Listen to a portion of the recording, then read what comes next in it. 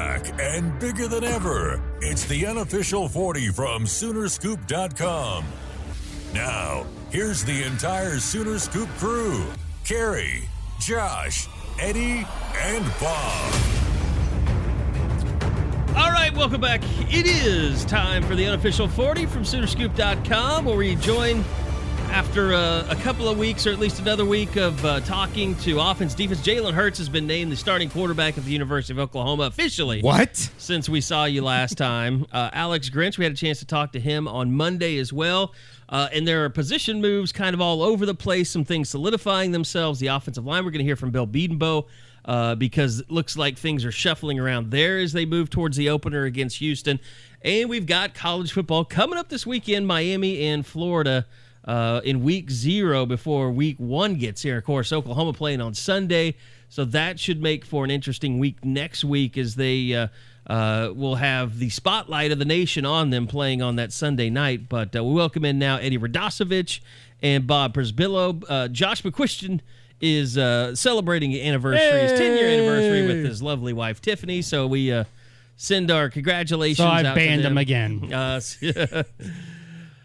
Yeah, Bob says have another kid, then you come back on the show. Well, I was going to say, let it be known that I have marked off 9 months from now, just in case we... Because it's a 10th year anniversary. Well, you never know. Is he not fixed by now? I don't know. That's a question. These are one of those things that Bob would never let us talk about when he gets fixed, if he gets fixed. I don't know if Josh is. I'm not going to care. I'm not a private person. You know what's going to be interesting is... You're a very private person. What are you talking about? My wife is. Okay. So if you're getting fixed, it's fair game. Correct. We should put into Bob's next contract that Sooner Scoop HD can be there if he gets fixed at any point in the future. We get to pick out the donut that he gets to sit on. How about that? Oh, do you have to do that? Oh, yeah. Oh, yeah. Uh-huh. It's like getting punched in the balls, I've been told, for like a week. Oh, I see what you're saying. Like it feels like you got punched in the balls for like a week. You need... Well, that's why everybody does it around the NCAA tournament, isn't it? Yeah. No, that's that's absolutely true. Isn't that Thursday and Friday Yes. like notorious for that? It's like the highest rate of vasectomies in the country. Josh is also one of those weird ones that he will listen back to this entire podcast. He will, So I guess we kind of got to watch what we say, right? No, not really. That's true. I mean, what are we going to say without him that we wouldn't say to his face? No, that is true. That is 100% true. I think with the Linda experience, that explains everything. He was a little... I think he was a little bothered by the Linda whole situation. I don't know why. I don't know if he was. And he doesn't easily get bothered about things, but he kind of was. It would make for an uncomfortable atmosphere, I guess. I guess when you let someone in your home, you don't want that person hating you. True. Who knows what could happen? True. I'm thinking about hiring somebody to... It's not an old tendency if I hire somebody to clean my apartment, right? No, it's a sign of... maturity? Maturity, yes. Wow. Okay. So you need that. I mean, they have flyers doing the up. morning show now, and and during the season, yeah, you absolutely need that. I mean, just look behind me. Don't look behind there.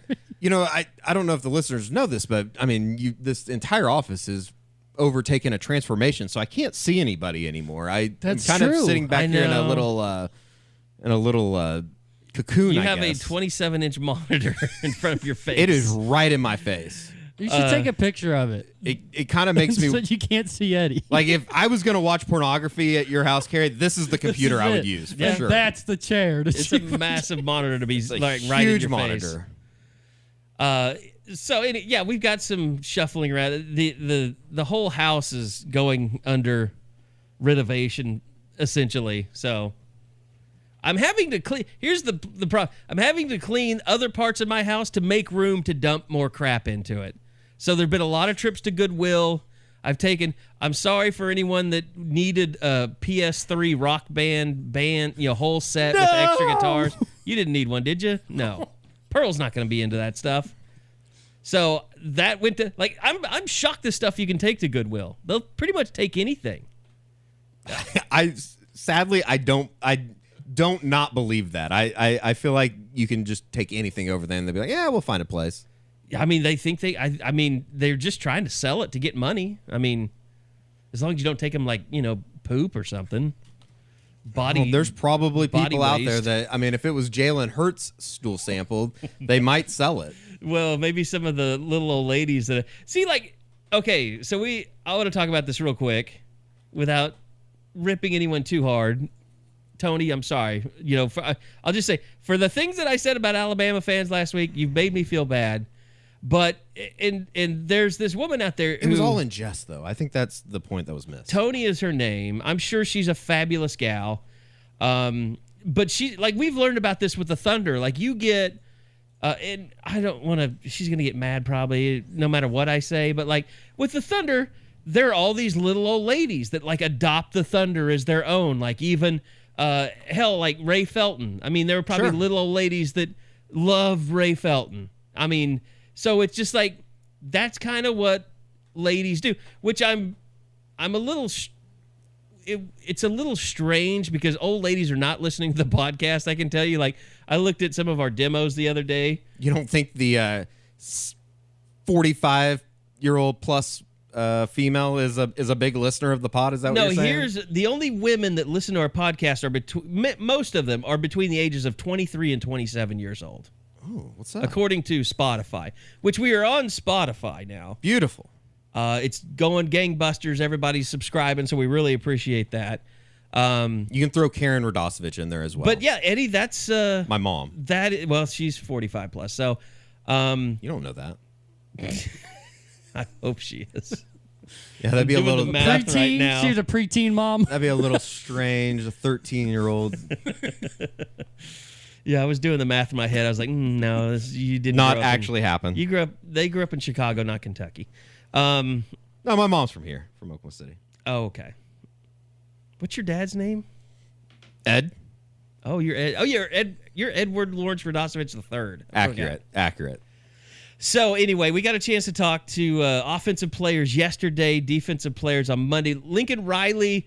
We didn't have a long discussion with him. He had something to do at 6:00, and he came in like at 5:54. So we had like 6 minutes with him, which, other than catching up on maybe some injury news and things like that, Eric Swinson, which Bill Bedenbaugh, demonstrative statement on the state of Eric Swinson, and we'll talk about that. But there's really not a whole lot for him to say. Yeah, he's my starting quarterback. This is why I named him, which you could have filled in the blank, for him. Like he said it wasn't experience, but come on. Well, here's the thing.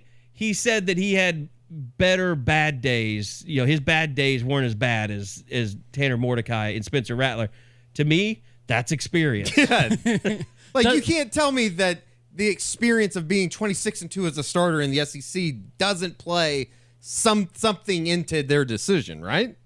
The thing is, when Hurts is at his best, is he better than Rattler and Mordecai at their best? Yeah, that's a good question. Or is it just when he's at his worst, it's not that bad? I think from a arm strength discussion, or I don't even know about accuracy because we obviously we don't see practice, but I would think that if you were going to say, okay, you give me the option of just watching both of them throw without knowing anything, I might lean towards Spencer Rattler being able to throw better than all three of them. I would, or the other two. Absolutely. But you can't take out the equation the fact that Jalen Hurts is. I mean, he's basically a goddamn veteran in this program, or not in the program, but in college football. I don't doubt at all that Spencer Rattler has the most arm talent of all three of those guys. The biggest question is, how many of the throws that Baker Mayfield and Kyler Murray could make can Jalen Hurts make? That's what we're going to find out. And talking to Jalen yesterday, he was kind of like, he wasn't like, I'm going to put on a show for you guys. He was like, let's see what happens. I mean, that was kind of his answer to every question about how much better are you. He's like, you'll find out on Sunday. So here he is talking a little bit with the media yesterday, and I asked him about just what this has been like from the time he stepped on campus. Jalen, from the first day that you stepped onto the practice field in the spring to the quarterback you are now, how much of a journey has this been for you just personally? I think it's It's been a ride. You know, I've said it before in the past. This whole shebang, the story, whatever, the story is far from over with. I think the reality is I'm not the same quarterback I was as a freshman at Alabama, sophomore at Alabama, junior at Alabama. So we got new beginnings here at Oklahoma, and, you know, we're ready to attack it. How excited are you to show everybody how different you are? We're ready to attack it. That's how excited he is. He's ready to attack it. I tweeted it last night, and it was more of a kind of just a joke, but it really wasn't a joke.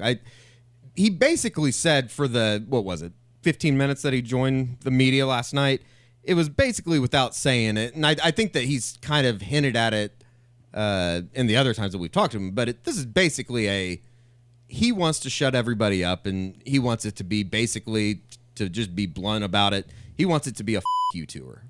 That's kind of the feeling that I get when talking to Jalen Hurts. I have no idea how that's going to work out for him. I have no idea how it's going to work out for Oklahoma, but that's basically, in a perfect world, I think that's how you would describe Jalen Hurts talking, or intentions as far as what he wants to accomplish. He has one opportunity to basically, not to say that his career's been a failure, because, I mean, look at his resume. It definitely isn't. But I think it's almost like he has 12 or 13 games to justify himself as a, I don't want to say best of all time type guy, but I mean, if he were to, win a Heisman, win a national championship, I think that discussion probably somewhat comes into play somewhere. It's just it's such a unique experience, isn't it? Look, there's no doubt about it. He's never going to come out and say it, but he was a guy last year. Remember this last year? Like, Nick Saban could have saved a year for him. Like, and the whole thing came out about who's the guy from Clemson that transferred? Kelly Bryant. Kelly Bryant. Like, he did what was best for him. He left so he wouldn't lose the year of eligibility. He could take the red shirt because he didn't trust that Dabo Swinney wouldn't save it for him. I mean, once he took that job away, he's like, I don't want to play again. Like, I'm not going to be the starter here, so I'm going to transfer. So Kelly Bryant was looking out for number one. Jalen Hurts stayed at Alabama, and remember when that was coming down? I don't know if it was it was a game later. I think it was their game. FCS game that's always in there. That they always play towards the end, where he ended up finally burning his red shirt because he played like the whole second half or something because they just killed whoever it was. It was the Citadel, wasn't it? And then they struggled, and then they ended up pulling away or whatever. But, like, Nick Saban didn't help him out by saving that red shirt, and then they needed him against Georgia to win that. So, I don't know how he feels about it. I don't know if that's an issue with him, but definitely getting yanked in a national championship game, losing your job, and also letting them bring in someone that's just throwing it all over the yard. Yeah. When they played ultra conservative offense when you were the quarterback, like, no shit, I've never really thought about it that way. I was looking at Jalen Hurts' stats because we were having an argument this morning about how many times OU actually throws the ball, because someone was like, "Oh, it's 45% run for OU anyway, so it's not like he's going to throw that much." No, I mean, Kyler Murray threw the ball like 37 times against Alabama. I mean, there were, I think, 5 or 6 games where he had over 30-plus attempts passing in a game. Jalen Hurts, his sophomore year, I think it was 6 games, maybe 5 games. Tony, don't kill me. Where he threw 20-plus times in a game. And I think maybe 27 is the most he'd ever thrown in a game at Alabama. So, like, then you bring in Tua, and he's throwing it all over the yard, and you're just like, well, you trust him to throw it, but you didn't trust me to throw it. Sure. Why was that? Like, why didn't you believe in me? So coming to Oklahoma, a place where he knows they trust the quarterback, and part of your job is to throw the ball all over the field, like, this is his chance at redemption. Yeah, absolutely. And, I think that it's not, I don't think it's just odd or strange that this is kind of the route that he's taken. I think anybody that has lost a job or lost, some type of battle or competition, you probably do get a little pissed off. And, he obviously handled it very well, and that was documented during his time in Tuscaloosa. But, I think that there's certainly a little bit of him that wants to prove everybody wrong. And that's completely normal that somebody would want to do that.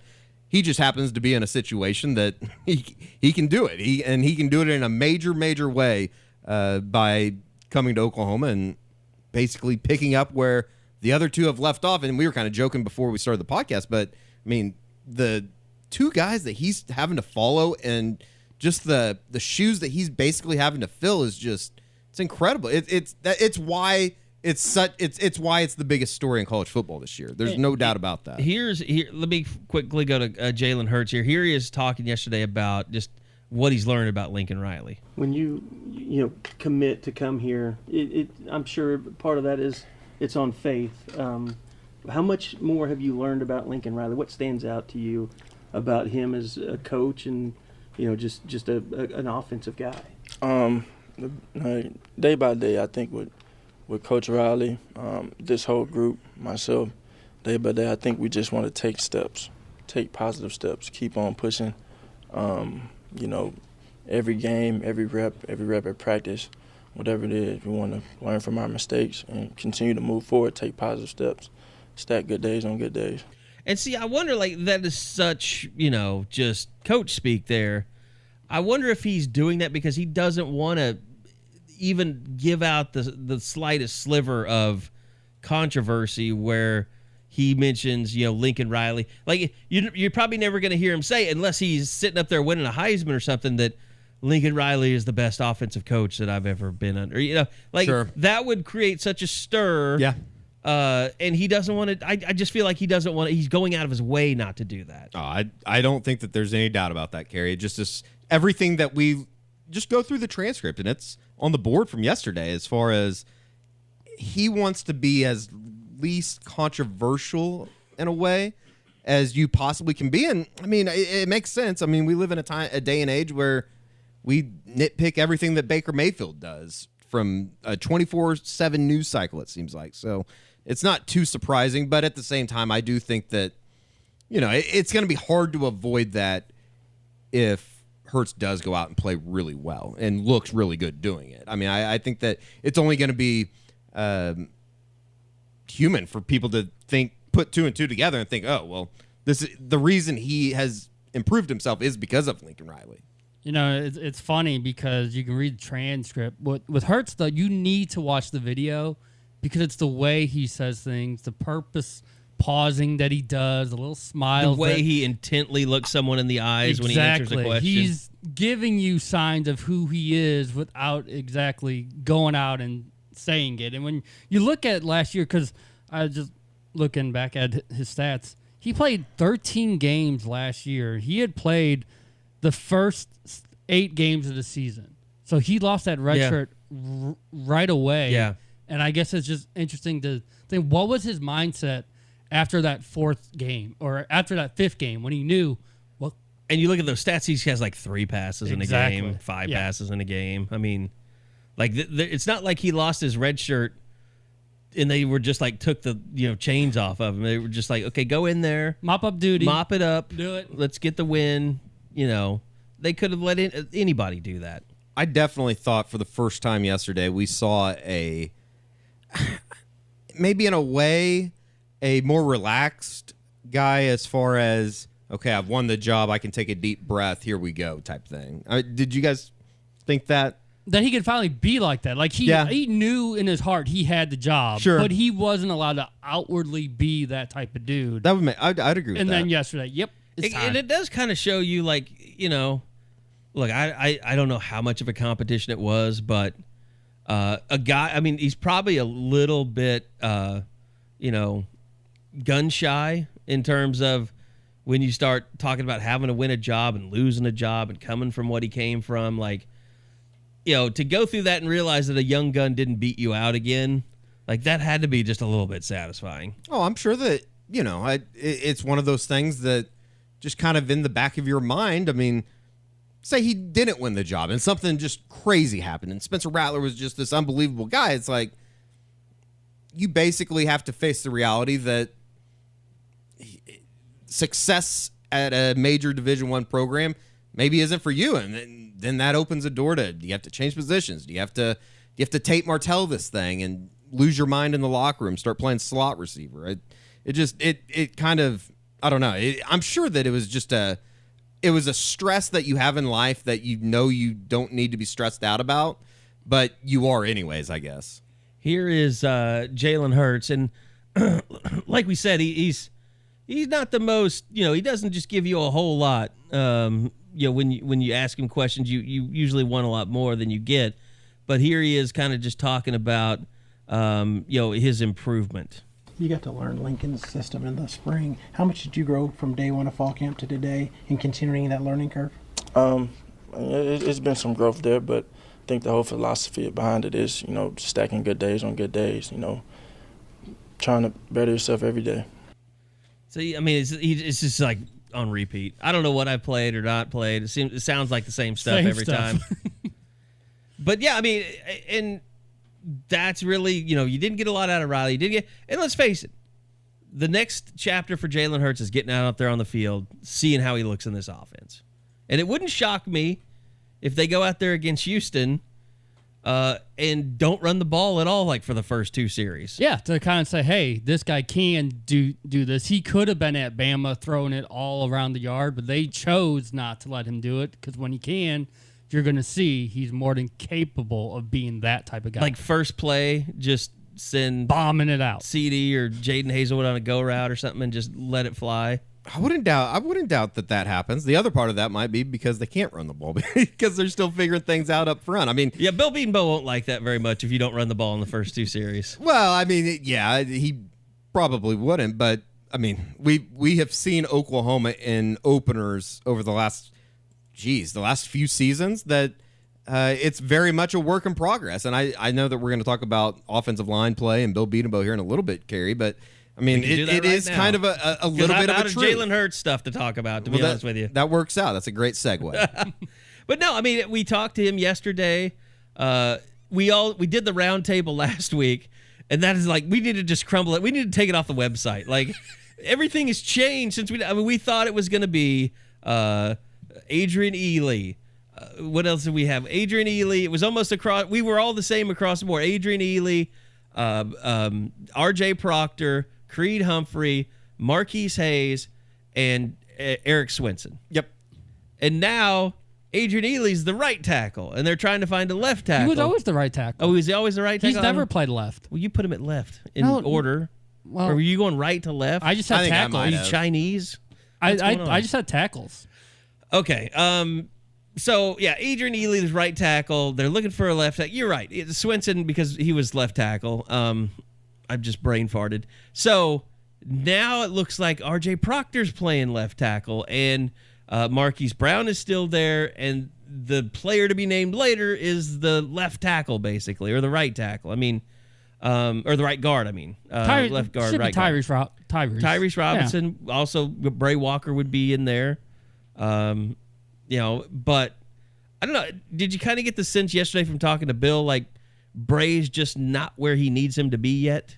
Not like he yet. loves him, closer but he's and not closer, there yet. Closer and closer as he's made this move from tackle to guard, but not quite there with guys like Tyrese Robinson and Marquise Hayes, who've been in this position for years and years. Well, I mean, a week ago we thought it was about to be solidified. Now it seems like it's just experimentation and over experimentation. We talked to Bill about that yesterday. I don't think anybody's charted it, but it seems like every off season, every preseason, you're kind of trying a lot of different things leading up to game week. Is that just something that, I don't know, does the urgency of a season create that, or is that just something that you're comfortable doing it that way, just trying different combinations? Yeah, because you just never know what's going to happen. I mean, you really don't, and then your best five. I mean, I guess, 2 or 3 years ago, when Eric Wren went in there, we became better. I mean, I think at that point, Alvarez was just a better individual player. I mean, he was, but for whatever reason, those five guys played well together, so.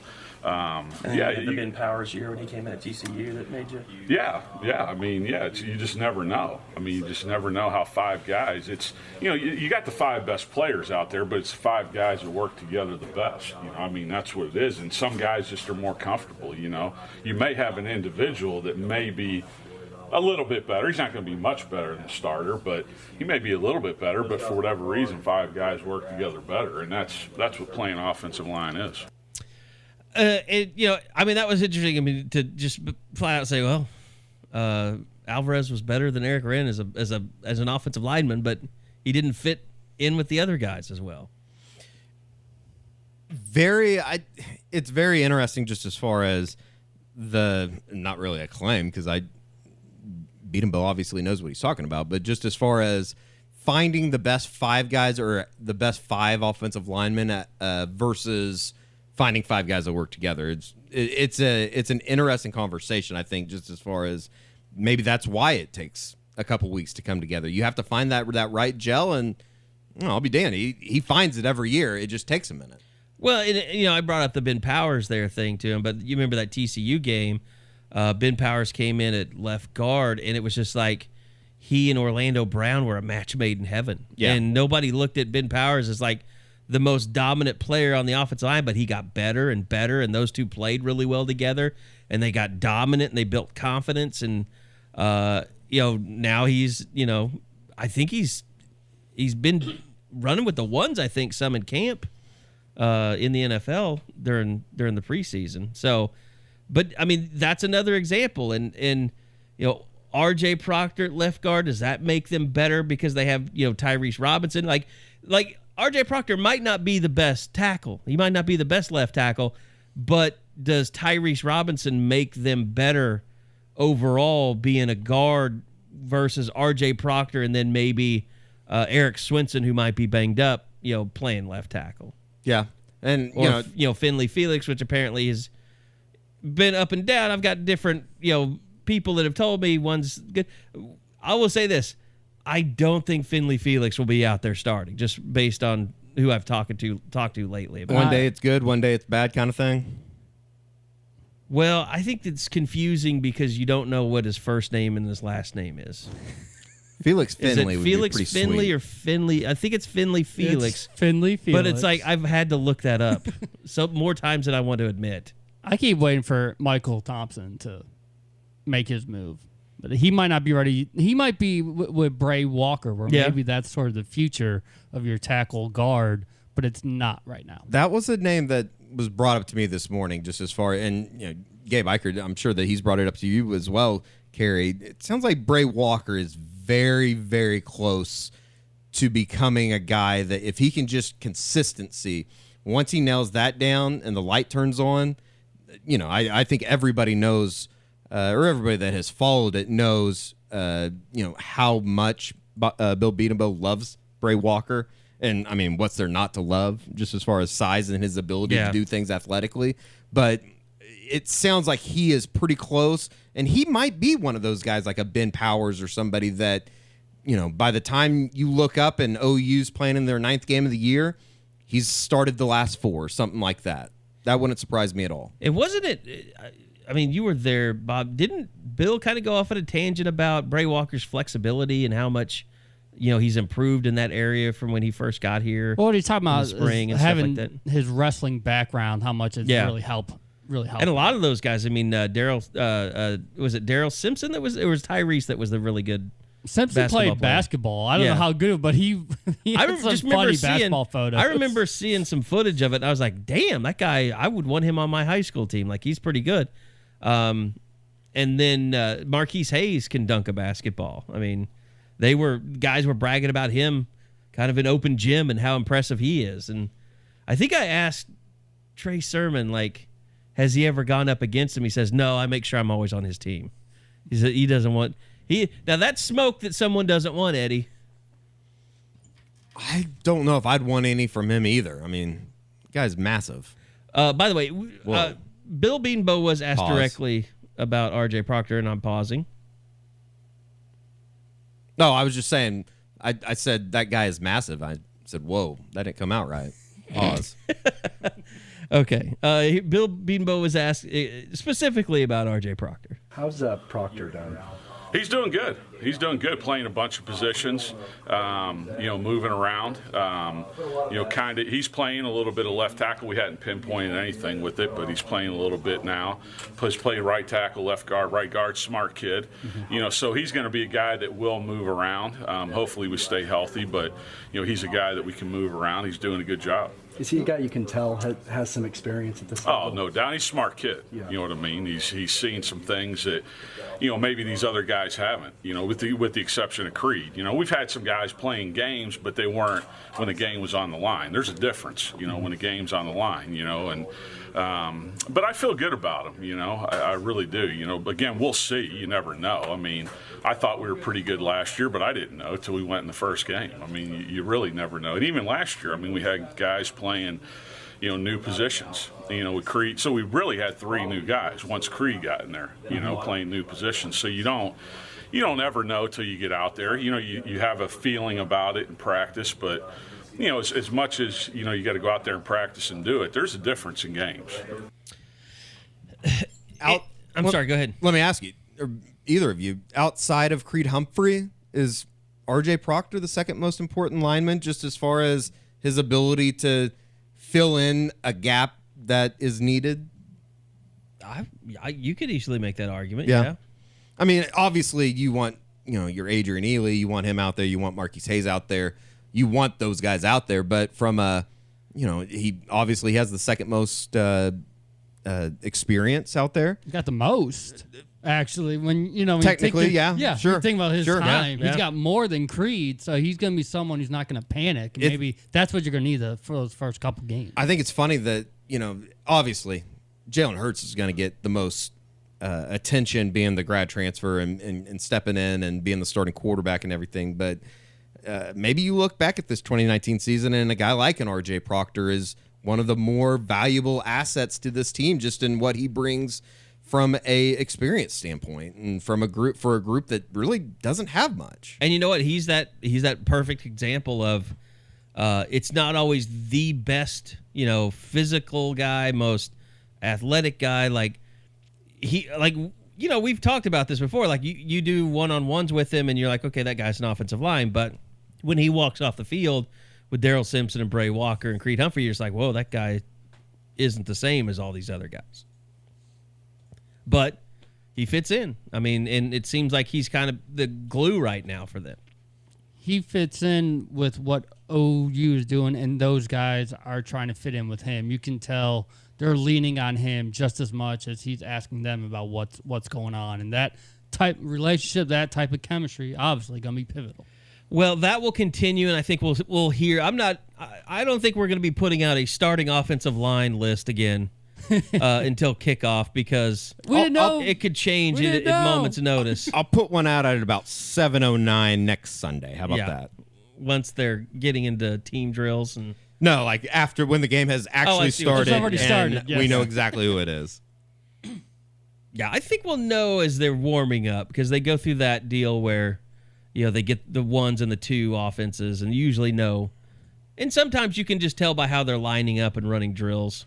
I would imagine those 5 guys, whoever they are, they'll pretty much do everything together during that first warm-up period right before. So best advice, get there early, or just go on Sooner Scoop and check out the message boards, because Bob and I will be sitting there live tweeting every little detail from pregame warm-ups. Okay, offensively, I don't know, guys. I mean, we talked about it last week, like who's going to be the second leading receiver. You guys both went with Charleston Rambo, because I mean that's probably what everybody should go with. I kind of took a flyer and just said I'm going to be different. I took Lee Morris.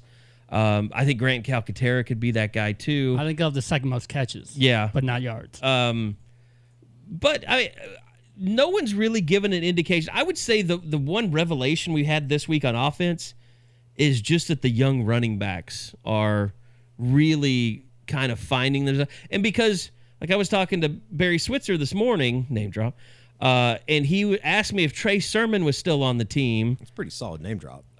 Because he went out to the scrimmage last Thursday and he didn't see him.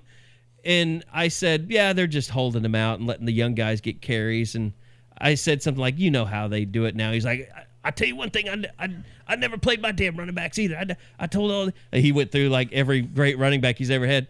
And he said my players would get really mad because they wouldn't have to practice. I said, he's like, I said next time you run for 1,000 yards, you can sit out practice too. Yeah, once you've proven yourself, you don't have to practice around here. So, and it's been that way since the 70s. I mean, he was talking about Joe Washington didn't have to practice when they went through scrimmages and stuff like that. But now that we've got to talk to the players, guys, I mean, I would say Ramondre Stevenson probably, he kind of has that wow factor with players a little bit more than Marcus Major, just from my reading. What you would say, there's no weak link in that room. Yeah. And, because with Sermon being held out, it allowed Major, Stevenson to show what they can do. And they lived up to the billing. They got a red shirt. They're not ready for this moment. They're going to be involved. Now, I don't know how much if you have all 5 backs that look like they can't do something. I don't know how Jay Boulware's going to try to split that all up. But it doesn't look like that's the guy that's definitely not going to play. I will say this, like if this is a horrible thing to say, but if you see someone go down with an injury, it's not going to be the end of the world this year. Unless it's like the third guy going down with an injury. Yeah, and it turned out it wasn't last year. You lose Rodney Anderson, who was the Heisman candidate going into the season on the team, not Kyler. It was Rodney. Didn't matter. It's going to be interesting to see out of those but 3. I'd say it mattered. I mean, it just didn't hurt them. It helped that they ran behind the offensive line that they did. I mean, just being down there on the field and stuff, some of those holes that opened up, and granted, it was against some of the worst defenses in the country, but just some of the holes that were opened up by those guys were just massive. But you know what? I mean, Kennedy Brooks ran the ball against Alabama. I mean, they did it against everybody. Oh, yeah. But, you're right. With the new offensive line, is Trey Sermon going to be able to beat up defenses like he beat up Tech last year? Is Kennedy Brooks going to be able to squeak through and, get those, 50, 60-yard bursts that he's getting to be known for? What's TJ Pledger's role going to be? I think is becoming a bigger and bigger question the more you hear from Stevenson and really Major. Interesting question just as far as what they're going to do with Pledger, because I do think that his style of running it's definitely a change up. And is it even more paranoid to ask the question? Trey talked about it yesterday, just as far as he feels like he's faster. He's slimmed down a little bit. I mean, I think he's 4th in the country since 2017 in yards after contact. Mm-hmm. Does he lose some of that edge with some of the weight that he's lost? And I don't want to say that he's lost weight either, because he said he hadn't lost weight. He's just more cut. Right, he's cut. Yep. Yeah. Mm-hmm. So he lowered body fat, but he's gained muscle. I know nothing about that. The thing is, his patient approach, is that going to work? Because he had the line to be patient. He was too patient at times. Exactly. I don't think with this line, at least initially, he's going to have that luxury. Well, that's why he and Kennedy Brooks were a good change-up, because Brooks just gets the ball and goes toward the hole, runs toward daylight. But then Sermon can be your closer. Sermon tries to be the Le'Veon Bell a little too much. Yeah, it was so weird because he'd be that guy like in the first and second quarter, and then he just demolish you in the fourth quarter. Yeah. And that's been his best. Like, he had to figure out how to be the lead tailback last year, and he was so good, like you mentioned, as a closer. It almost makes you wonder, could they like switch it around a little bit? But I don't know. I mean, Stevenson, does he even have a red shirt? I mean, he has to play, doesn't he? Is he 2 for 2? I don't remember off the top of my head. He's probably 3 for 2. I think he's a 3 for 2, but don't quote me. With 5 guys back there, somebody's going to have to be the odd man out. You can make an argument, though. I could sit here and make an argument for any 5 of those guys to be a guy that you can give the ball to, and that's without having really seen much of Ramondre Stevenson. But you know what? Early in camp, Lincoln praised TJ Pledger. Yeah, no, I thought he was going to be the guy that really benefited from kind of buying in and being a guy that could kind of earn some carries, I guess is what I'm trying to say. But at the same time, it's like I'm so intrigued by a guy like a Marcus Major just because of kind of the legend that he is and kind of what we saw when he actually got the ball in high school. Like, there's a lot to love right there. There's a lot to love. I mean, he kind of, I don't want to overhype anybody, but he definitely fits that mold historically of running backs that people liked in high school and they thought was good. And then, I think guys like Gerald Moore. I think of P. Ryan. P. Ryan, yeah. His high school numbers yeah. were nothing. It's like, what? And it's because he shared time and all that stuff. But I think Marcus Major could be one of those guys that just people slept on a little bit, not a lot, but just a little bit, and then he becomes a star. And probably because of the production, amount of carries he had at Millwood, which was not a lot. I'm not sure if Jonathan Gray, Alito, and the Texans, if that changed how some coaches view their running backs, but it's clear that some of these backs they feel like they're purposely not being used as much in high school just so they have more stuff left when they get to the next level. If history tells us anything, it would be a good recommendation to make the most of your opportunity, wouldn't it? If you get a chance, if you get out on the field, you better make the most of it, because if you don't, you're probably going to get lost in the shuffle a little bit. Well, and all that being said about Stevenson and Major, I do think that Lincoln Riley gives TJ Pledger every opportunity to be the third back. Like, I think they put him out there before they put Major Stevenson. Correct. Yeah. And I base things on the media room a lot. And TJ's been brought in 3 times. Yeah, and the stuff that Lincoln came out and said about Kennedy Brooks, about how the summer might have hurt him, not being there, wasn't his fault, but that's something they've kept an eye on. Like, maybe they take it slow with Kennedy Brooks to start the season and do play a little bit more TJ Pledger. Well, the thing I always say, like I said about Christian Doolittle when it came to basketball too, you can do all your one-on-one workouts, but you're controlling it. You're not being pushed. If you're tired, you quit and you say, you know what, I did enough today. I'm just fine. You don't have that type of guidance, that type of structure as to how you can get the most out of what you're trying to do. I don't know if I'd go against Little X, Bob. I've heard they're a vindictive lot. Might come after you. That's where he was working out, if you didn't know why I'm bringing up Little X. I went to Little X after Tornadoes in 2010. They like me there. Okay. Just don't what do they call that? I'm trying to say that currency that you build up, just, don't go bankrupt over a hot take about Kennedy Brooks's workouts. It's not worth it. Okay, so I don't even know if it's worth getting in the receivers because we don't really know. We know CeeDee Lamb. We know Grant Calcaterra, Lee Morris. Austin Stogner, certainly Shane Beamer spoke very highly of him yesterday. I'm curious to see how much time, if any, he gets early. And the thing about it is, like, Houston is a decent opponent. I would say game 2 is where you'll see everybody. Oh, like Houston, there's a chance that young guys won't play. If you put on a uniform in 3 weeks, there's a good chance you're going to get into the ball game. I'll be doing that freshman tracker again, and it's going to be all yeses for South Dakota. That will be a busy night.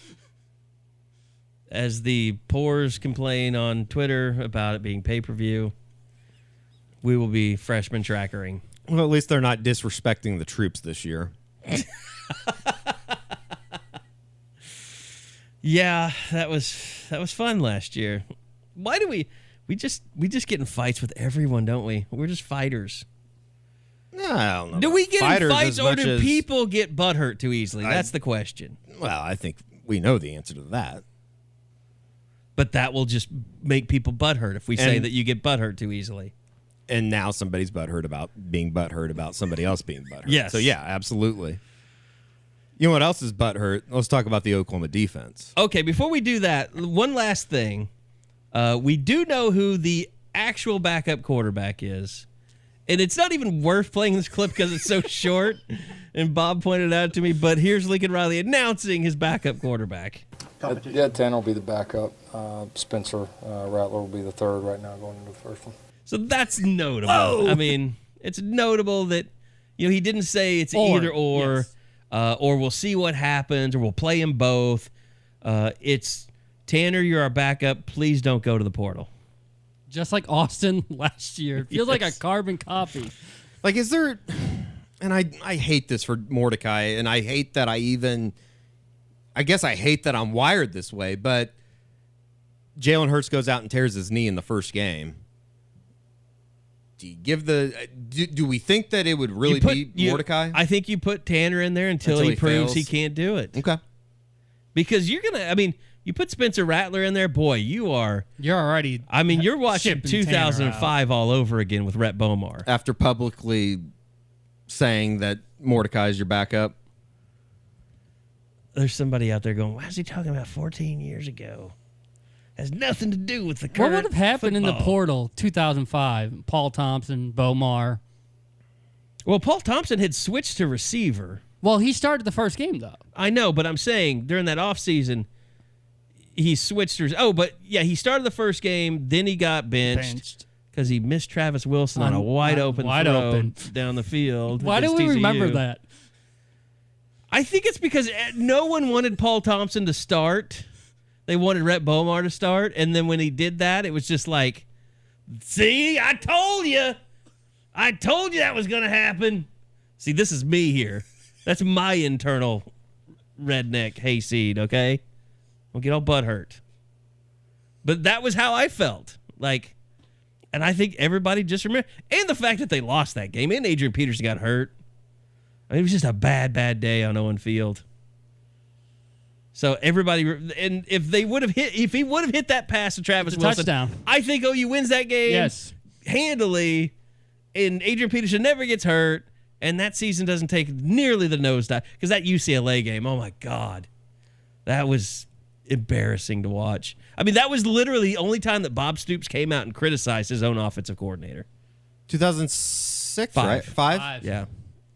Chuck Long was the coordinator, and Kevin Wilson was here. You're talking about the TCU game, right? No. I'm talking about the UCLA game. Oh, the UCLA game out there. Okay, that would have been my senior year. I was going to say, I thought for some reason I just had it in my mind you were talking about the TCU game in 2006, and that would have been my first game as an official student. Yeah, because then they almost died that played day. him the next year, right? Wait, what? No. 06 would have been Oregon. I'm talking about TCU. Right, they played him. They played him in 05, but not in 06. Or 05. Yeah. Yes. So that was your first game. Sure. Well, it's easy to know why you didn't know. I can't imagine that you were in a great state at the start of that thing. I would not have been able to drive legally. Okay, so you wanted to move on to defense. We can do that now. We had a chance to talk to Alex Grinch this week. I'll just throw it to the floor. Kind of, what were your biggest impressions? Obviously, linebackers is something that we didn't cover a lot, but we did talk to Kenneth Murray and DaShaun White on Monday, and Odom, and Brian Odom. I think we feel like we have the secondary figured out, but I think Grinch kind of gave an indication of the nickel spot a little bit. There's a couple oars there, yeah. I think. And then it just seemed like, for the first time ever, Grinch really praised the defensive line. Like, he rattled off a bunch of people that he's been impressed with. Yeah, I've been obsessed with the secondary. It just feels like that second cornerback, Jordan Parker versus Motley, and the nickel with Chance Sylvie versus Bookie. I don't think he knows who those guys are, who would start at this point. Yeah, and he pretty much kind of rubber stamped what we've been hearing, that Sylvie has really made this a competition with Bookie. I don't know why. I kind of have a soft spot for Chance Sylvie. I have no idea why. I just kind of want to see the guys succeed. I think it was the moment. And that's not to say that I don't want to see Bookie succeed either, because I do. I want to see Bookie shut up a lot of people, because I think he'd kind of been unfairly, I don't know about critiqued, but just unfairly criticized about the way he performed as a freshman. I think this is why you like Sylvie. It's because even when he got hurt, he would go out and work OU camps. Yes, he would. He would come to everything. He never removed himself as a part of the program. Seems like a very genuine person. He graduated. Was it Bob that ran into him working at Walmart, like as a greeter or something? It was an internship. So yeah, that's what he was doing. He wants to work in the FBI when it's all said and done. So, he's a good dude. Yeah. And he's had a really tough luck career. And I want to see him make up for that play in the Rose Bowl where he was the only guy on that side of the – like, that wasn't his fault. And maybe finally have one – well, I guess Adrian Ely's kind of carrying the torch as well, but finally get a Louisiana guy that find some success. And I know there's plenty of guys out there, Rufus and stuff like that, but it just – today's kids don't know who those guys are. Cody Ford, right? I mean, That's just I sad, guess that's unfair to Cody. That's true. but it is, yeah, it's not like Frank Alexander had a little bit. I'm thinking more like Dwayne Orso. That type Courtney of person. Barnett. Courtney Garnett, Joseph Paul, Arthur McGinnis. Joseph Paul. God, that's a name. That's a blast from the past. I haven't heard that name in a long ass time. His name was Joseph Paul. What is it? His name was Robert Paulson. Robert Paulson. Okay. Yes. So, but yeah, I mean, defensively, Eddie linebackers, I mean, got to talk to DaShaun White, and Kenneth Murray, and Brian O. Kind of what, I don't know. Did you get the feeling like, okay, they're good? I don't know about that. I don't know if I'm there yet, but I do think it's encouraging to hear.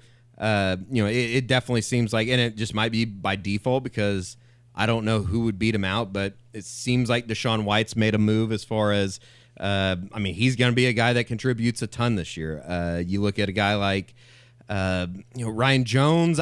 I'm probably going to have to see it to believe it. I am there too on Ryan Jones. I just remember you talking about watching him try to line up against Texas, and I think I have PTSD from that.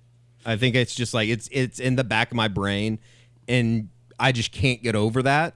I don't know. It probably sounds pretty old and pretty stale to a lot of people, but I still think that Kenneth Murray can be a good football player. It's just gonna be, I'm intrigued to see how much that defensive line helps things and how much a trickle-down effect, everything defensively, just from top to bottom, not only what they're going to look like schematically, but just seeing if this thing can be turned around. I mean, we're talking about one of the worst defenses in the country last year. Yeah. How big of a step can these guys actually truly make in reality? And I really don't know. I do not have any idea how good this defense can be. And I guess on the flip side, and I don't think a lot of people have thought about it this way, but can they be any worse than they were a year ago? I honestly, I don't think that they really can't. I mean, it's like, how could you be worse than giving up 3rd and 17s and getting dragged by a guy named Little Jordan?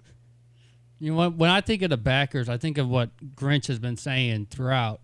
He wants a legitimate 2 deep, not a guy getting it by default. Because you think you got Murray and White, but then what? Is it Brian Meade? Is it Ryan Jones? Is it Draper? Is it Asamoah? Mm-hmm. There's no one that's staking claim, in my mind, to really be pushing White and Murray the entire time. Well, and I asked Alex Grinch kind of about rush-ins and kind of who was involved there, which I think we've all kind of been a little confused on the outside linebacker for, how many of those guys are rush-ins and how many are just outside linebackers. Where's Jalen Redmond playing? That's all I want to know. Jalen Redmond doesn't even work out with the outside linebackers, so he's obviously an edge rusher, but then everybody's talking about John Michael Terry, is having this great He's the third linebacker right now. So if you think about it. So here is Alex Grinch talking about all that. Highlight for us kind of that edge rusher spot opposite Ronnie Perkins, kind of the guys that are involved there and who've looked good to you. Yeah, and kind of how we structured that thing. Ronnie Perkins, playing some edge. Marcus Stripling playing on the edge for us a little bit. Has impressed as a young guy. His ceiling is very, very high. So I highlight Marcus Stripling. Been very impressed with him. I've asked him to do quite a bit this camp from a mental standpoint. Learning a lot, kind of moving around, kind of see what's best for him. And he's probably a name I should mention. From a depth standpoint, got kind of a guy competing to kind of see what his role is and what his snap count's going to be on Saturdays. But I highlight John Michael Terry as a guy that I don't know from a playing time standpoint how much he's had in the past, but kind of that boundary has done some good things at a rush linebacker spot. Is a high motor guy. Nick Benito's had a tremendous fall, and showed flashes, maybe a little bit in the spring, but was probably one play a day guy. positive and a 3-play-a-day guy negative, just in terms of assignments and those things. I think that equation is probably flipped. And so I highlight him. And then David Awebu and Joseph Wete at, 2 young guys that, again, high ceiling type of guys. And so what will their role be, as we move forward? So kind of all those guys kind of rotating in there. So that it's good that I mentioned several names. And so we'll kind of see how that plays out. And what was your takeaways from that, guys? Stripling's a lot further ahead than I thought. Yeah. And if they're throwing him out there, moving him from one spot to the next, and he's picking it up, he's not going to be one of those 4-game guys. That's kind of what I thought on, and I think we put it in the Tuesday notes as far as on the Crimson Corner. Just like when they're throwing that kind of stuff at him, it basically translates to me. We want to see how much this guy can handle because we're giving serious thought to putting him in a rotation. Well, what it says is this guy can make us better. Sure. And let's find a way to get him on the field because he's going to make us better. And, I'm curious to see what kind of a step Ronnie Perkins, because he kind of, hinted that they want him to do even more from a pass rush standpoint. And they should. Yeah. Which was, he had 5 sacks. The team had 11 last year. And he wasn't really asked to make that his primary thing was to rush the passer. So I think if fans want to be excited, that's what they should be excited for. Now, the whole Jalen Redmond thing is still a work in progress. Which Grinch said. He said he doesn't know where they exactly want him to be yet. And basically said that, his lack of experience on a football field is something that he's still working through. And that goes back to high school. Yeah. Because this kid thought he was going to play basketball until he was like a sophomore in high school. Oh, I think that people forget just how raw Jalen Redmond is as a whole, which makes it even more impressive that he was able to, fight through the blood clot thing, play in some games last year, and not just play, but be pretty, I don't want to say dominant, but made some very good plays. He had as tackles a for freshman. Loss that were explosive that you didn't see from anyone else on He the team. did more in 3 games last year than some guys have done in the last 4 years in this defense. And that's probably an indictment more on the other guys, but I'm kind of intrigued, and maybe I've bought into something that I shouldn't, but the John Michael Terry right, and the way Grinch phrased that, I don't know how much time he said, as if like he knows he's never played. Yeah. But I see something in this guy that he should be on the field. I had a chance to catch up with DaShaun White kind of towards the end of his media availability. I wouldn't call it a one-on-one, but I wanted to try and play some of it for you guys because I did ask him about John Michael Terry and kind of what he saw out of him. So hopefully this might end up being kind of like just me talking about a couple of different subjects with him, but let me try and play that here for you. It should be a good, productive year for him. You spend a lot of time next to Kenneth Murray, and he's a guy that's, he's the leader. He's kind of a general for your defense, but we don't really get to see a lot of personal side from him. What do you think it's meant for him? He's Big 12 Defensive Player of the Year. He's got a lot of, expectations on his shoulders, but everybody kind of knows, like, as good as he's been, he could be dominant. He could be one of the best players in college. Like, how much do you think that drives him? How much do you see that just on a personal level, being around him every day? It definitely does. It does. He wants to be the best to ever do it. I mean, he talks about, the Bookie Award winners here, and he talks about how respectfully as good as they were, like, he wants to be better. And, that was something that we always, tag at, like, he wants to get out here with the buckets, and I want to get out here with the buckets. And imagine that happening in 2 back-to-back years. So, I mean, as humble as he is, he sets his dreams high, his goals high. And so hats off, So I would take it that would be a pretty good indication that this defense turned around if you went from back-to-back Heismans to back-to-back Buckets. Yeah, no doubt. All right, it was I think the John Michael Terry stuff was right before you started talking about Kenneth Murray, but and I talked to Kenneth Murray because he's usually so focused on being the leader guy and talking about the team and stuff. You kind of forget, like, he is still that guy that sat around and watched the Rose Bowl 130 times or whatever it was before his sophomore season. Like, just like with Jalen Hurts, I mean, there's a drive with Kenneth Murray that he doesn't really talk about, but that is there. But now there's a focus. It seemed like he was just a chicken running with his head cut off. Mm-hmm. He had to drive, but he didn't know how to get to where he needed to be. Now with Grinch, Brian Odom, now maybe we'll see what he really is. And I wasn't over with Brian Odom, but I don't know how much he touched on that. But I thought it was interesting in the spring because he talked about Kenneth Murray a lot at the beginning of spring, but then he didn't really say a whole lot about him. I think it seems like the coaches are starting to kind of fall in love with Kenneth Murray again a little bit. Well, it almost feels like they know what they have with him. They need others to be just like him. Mm-hmm. Like they trust what Murray's bringing to the table, the leadership he's doing on and off the field with that entire group. It's like, okay, Murray's not the question mark, but now we need some of these other guys to get their game up to be just like him. They kind of have some. I don't know if I think that Jalen Hurts has been described as an old soul. If he's an old soul on the offense, it seems like Kenneth Murray's a little bit of that on the defense, just as far as, and I don't know this for a fact, but purely speculation on my part, but Kenneth Murray seems like the type of guy that you don't have to worry about him on the weekends. He's going to get everything taken care of. In a way, he's a little bit of an old soul, it seems like. Is that an old soul or is that just an old man? I don't know. I really don't know. And let's be clear, neither of them are olds. I don't think that either of them are olds. Olds is a state of mind, not an age. I think T-shirt. That's had to T-shirt. That's had to be reinforced several times. I've noticed recently on Twitter, even by Bob. Bob gets it. Yeah, I just don't understand how somebody doesn't understand that. But I'm guessing the people that don't understand that also don't understand Horns Up for Peace. So we got a barrier we're trying to get around. I will say, Horns Up for Peace is tricky. It's your trickiest invention ever. Sure. Is it? Yeah. When you watch any of the videos or anything, it's pretty clear what he's saying. I don't know. I mean, you were at the first rally there in the South Oval, Bob. Even the people you were interviewing didn't get it, or that saw your signs didn't get it. Or that one girl that said, Sam's dad died.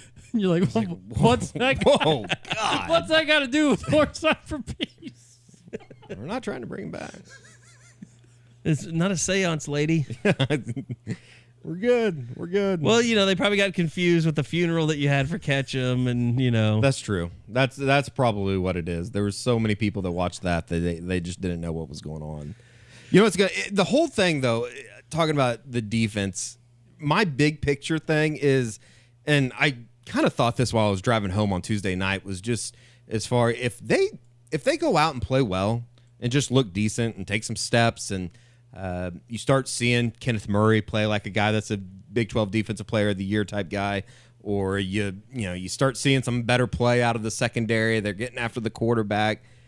I think the revisionist Mike Stoops history basher people, whatever you want to call it, and I think I'll probably be part of the movement if that happens. It will be a major what the hell? Why did it take so long for them to get to the bottom of the barrel, for them to scrape this thing and get some new ideas in there? Because it is just, I think that people, and especially people on the board and anybody that has watched some of the defensive interviews, it's just almost refreshing in a way, because there is a little bit of hope. And a product of that is because there are new coaches, because there's new ideas, because there's new schemes. But the other side of it too is they're bringing back a bunch of the same people. Why did it take so long for them to look in the mirror and say, okay, we're terrible, they need to make a change? And you're not even seeing it in Norman. You're seeing it in the NFL with Steven Parker, Amani Bledsoe, and Curtis Bolton. Mm-hmm. 3 guys that weren't drafted that are tearing it up in the preseason. And you're like, they, for some reason, couldn't get it done in Norman. Sure. And once they left, now you're seeing, wait a minute, these guys were 4-star type of players. It's a bad look. Obo did get it done in Norman. He did. No, but I mean, you're talking, if you have Bledsoe, Parker, and Bolton being drafted and playing well, that's more guys. I told Eddie this the other day.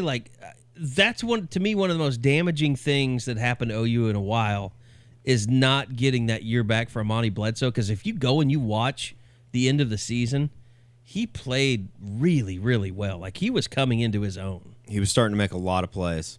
And I mean, for a guy that we'd never really talk about, and it's just because I watched the game a couple days ago, but that the safety against Texas might never happen if Kenneth Mann doesn't get a 2-yard loss the play before, because that set them up, put them behind the chains, and all of a sudden you could put a little pressure on them. I know people don't want to get back into that kind of stuff, but it's incredible to me, and it shouldn't be, just how much things change when you get a little bit of play up front, when you get a little bit of pressure, when you get some TFLs, when you're able to change things up front and not necessarily control the line just as much as just don't get run over. And I think that they've been in a run over mode for quite a while.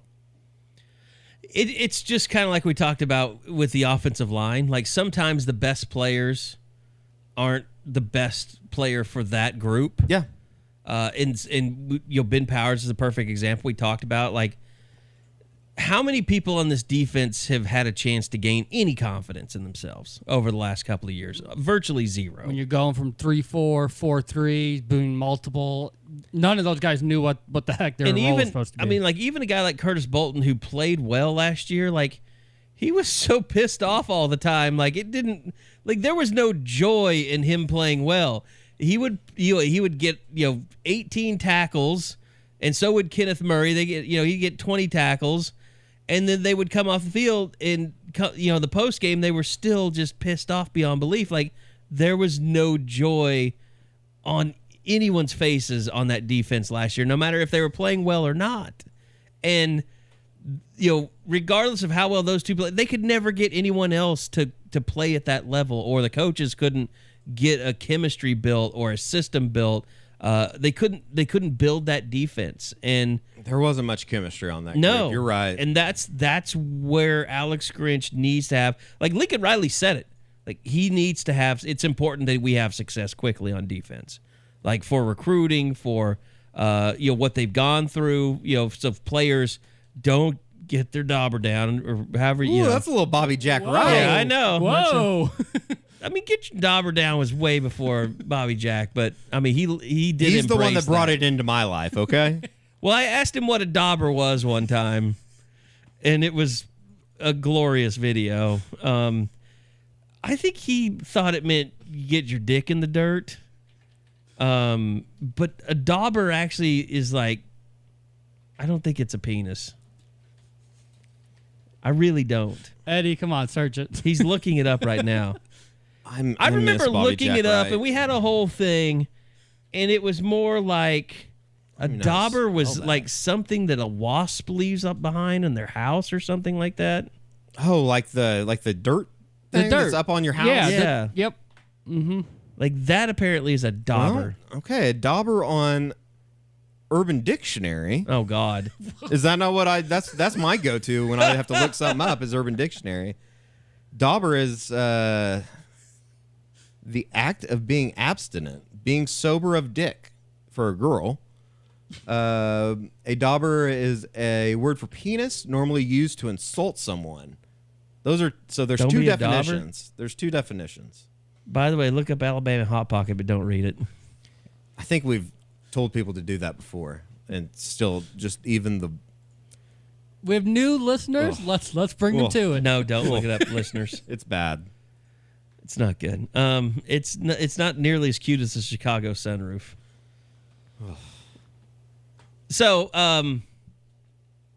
after being sidetracked by Dom, no, but I mean, this defense has to find some chemistry, some confidence, all that stuff, and they're in position to be able to rebuild that now. But how hard is that going to be against Derek King? Hard.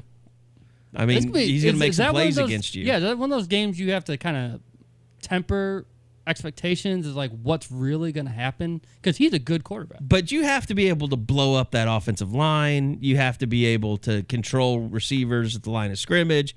You have to be able to control a run game from them. Like the first time they played, remember, they had Ed Oliver. I mean, he was just blowing stuff up in the middle, and he made it difficult for OU to run the ball. Their offensive line was not what it was going to be that year in 2015. So many moves were made after that game, but this is not the same Houston team as that one. No, I can't say that I just have been following them as probably closely as I should through the summer, but it wouldn't seem like Houston has another Ed Oliver in the back channels. And you know, with Dana Holgerson as their coach, they're going to want to establish the run. Sure. I mean, they are going to. That's what he does. Yeah, he runs the ball out of the air raid, and he's going to want to gain yardage on the ground. So you've got to man up, and it's going to be a big game for Kenneth Murray. It's going to be a big game for DaShaun White. I guess my question is, if Houston gets 25 to 30 points, is that bad, or is Houston's offense? Oh God, I think you take that. See, I If mean, you're you. but you'd be like, that's not an improvement. Like, that's not. Showing. Well, I mean, how many tackles? Do they have any turnovers? Do they have any tackles for loss? I mean, what was the score going into the fourth quarter? All that stuff. You can give up 30 and play pretty damn good defense in today's age, can't you? Yeah. I think you can. I mean, if OU ever held fans- West Virginia to 30, they'd be celebrating. They'd be burning our couches. You know. I might throw my couch in there if OU was able to do that. I do need to create some room in my living room. My couch might be the next thing to go up for. Well, I mean, when's West Virginia come through? We could maybe get somebody. If Austin Kendall come through, revenge tour. Yeah. By the way, congratulations to Austin Kendall for finding a home. We need to, which we didn't get to ask Lincoln about. Need to trademark that, by the way, as far as the Jalen Hurts U tour. I'm afraid somebody's going to steal it. What about revenge? You really want to go with? No, definitely. Okay. Definitely use the F word for sure. That will be Eddie's private line of T-shirts. Sell. So anyway, you know, I think Jordan Parker, you know, coming in, talking to us squarely in the mix of. I wonder if that is one position where they will switch. Like, do they go into the game with one guy and like maybe alternate series? They've really never things done like that. Cook's kind of just rolled with that first guy, no matter what would happen. You have to be just historically bad. That's the one thing we don't know about. And one thing I wanted to ask him about, maybe something we'll ask him about this week during game week, but like, what is his rotation theory? Like, how does he want to do that? Does he want to go put a guy out there and as long as he's making plays, leave him out there? Or does he want to rotate guys? And I'm not talking about on the defensive line, but safeties, right? Guys corners, that you usually don't rotate. Nickel, yeah. And I could see Bookie and Sylvie both playing throughout the game. I think that I would be surprised if they didn't. That's probably the best way I'd put it. So, yeah, I mean, we're learning a lot. Things are changing. I'm sure things will be changing going into next week, but school is in session. Classes are going on. It's literally school all day, practice, study, lift in the morning. That's kind of the schedule now. Do we know? Are they getting like a random day off next week since the game is Sunday? Well, that's what, I thought that maybe Monday would be their day off and then, everything would be Tuesday on like it was game week. Meaning, Thursday would be Wednesday. But I don't know. I bet they want to have the press conference on Monday because then that next week is Labor Day. Right? Yeah. And then I'm wondering, are they going to do this? Is more just us. It's just the game is Sunday. Would they do the luncheon Monday, the very next morning? I don't know. I bet they would, but then you got to have a day off then too. So it's weird. Yes.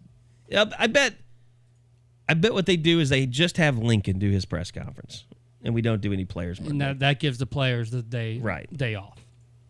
That makes sense. That's one of those things that I was waiting to catch up with, Mike Houck and find out. Because that's a weird deal. But it's a lot to plan. But I think it's going to be a cool weekend. I mean, this weekend, I don't know, they're a dress rehearsal down on Campus Corner. It's kind of a odd thing. So if you want to come into Norman and pretend like it's game day. Oh, is that this? That's next Saturday. Next Saturday. That's next Saturday, yeah. So, I guess if you got hotels, that's why they're doing that, because a lot of people will come in here and stay in a hotel and they want to have something to do. Eddie's band will be performing. Which one's that? I don't know. It's your band. They have like 8 different bands playing down there. Not only will I not be close to that, I don't think I would endorse it as something that you want to go do. You know, we're covering that, right? We're covering the whole day. Live video. We're going to interview people. I kind of have a headache. I think my throat's getting sore. All right. Well, I think we've exhausted things. Recruiting wise, that will start to pick up. It's been a dead period. I know Joshua Eaton had that photo about him being in Norman. That was not from his previous this visit. week, people. Okay. So chill. And I would probably say that people probably, the way things are going right now, they don't want recruiting news. It's been a rough couple weeks. Just breathe. Take a deep breath and breathe right now. I think the problem is when they see Texas getting a bunch of guys like they have in the last couple weeks, and then maybe seeing a couple of the Plan A targets look elsewhere. There's no doubt that Alex Grinch and Lincoln Riley will figure it out as time keeps going. Look, they're a little antsy. There's a good chance Texas's recruiting class is going to fall apart when Sam Ehlinger contracts Lou Gehrig's disease before the season's over. That is Carey Murdoch at CMURDS. I'm not the one who keeps putting him in with concussions, all right? That's a fair point. Fair point. Just saying. Wait for it. All right, that's going to do it. I really feel like we didn't give... Well, I felt like we hadn't given enough awful, and that's why I threw in the Sam Ehlinger joke at the end. So, I mean, we can get there if you really want to. I can probably pull something together. No, that's okay. We don't need your series of 9/11 jokes. I'm in too good of a mood right now. We got football coming. I'm going to the Cubs game tomorrow. I'm going to Chicago today. Yeah, you're out of here. You're going to a wedding. Cubs are back in first place, at least as of this morning. Everything is good in my life right now. Very so just boring game. Check back night. in an hour, and I'm sure things will have changed. All right. Well, thank you, Eddie. Thank you, Bob. And thanks, everybody, for listening. Hopefully, we didn't start any shitstorms with this podcast like we did last week. Tony? We love you, girl. Just keep doing you, all right? Just keep doing you. We should have her on one time. We should have her on the pod at some point. Tony? Yes. The invitation has been extended. If she is at an OU game, I will take a mic and Do you really think she'll come all the way to Norman? We'll get something hammered out. I don't know. Maybe. Great question. Maybe. If she's a real fan, she would, right? True. If she's not just a fake Twitter fan, she's got to come to an actual game in Norman. All right. Thanks, everybody, for listening. And we did avoid ratings and reviews this time because that caused a shitstorm, too, apparently. I would just say this. Don't put your name on your iTunes review, especially give us a 1-star. We'll go on your Facebook page. Go after your family. We'll make you out lose your job. I'm excited for this thing to get going, though. I think we've officially exhausted all summer options. I'm ready to go full steam ahead and be kind of miserable. Not miserable. I didn't mean that. Just be busy over the next couple months. I'm excited. That was internal talk that you just made external. Yeah, something like that. Okay, it's time to go. Okay, don't forget, check us out on Spotify, and the Eskridge Lexus postgame show is going to be back. So if you're not subscribed, just type in Oklahoma Sooners postgame on iTunes, Spotify, Google Play, whatever. Get subscribed for that because you don't want to miss our coverage. We get that stuff up as fast as we can after games are over, especially on the road. So you have something to break down the next Sunday morning or late that night. And also, go download the SeatGeek app. SeatGeek coming back as a fine sponsor this season.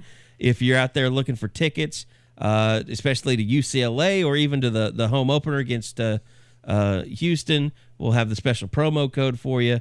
The Scoop, just put that in there, and you'll get a discount on your first ticket purchase. So go download the SeatGeek app tonight, tomorrow, whenever you're listening, and get ready to get your tickets and help support Soonerscoop.com and the unofficial 40 in the process. So thanks, everybody, for listening. We'll be back again next week, maybe Thursday again. Depends on the schedule.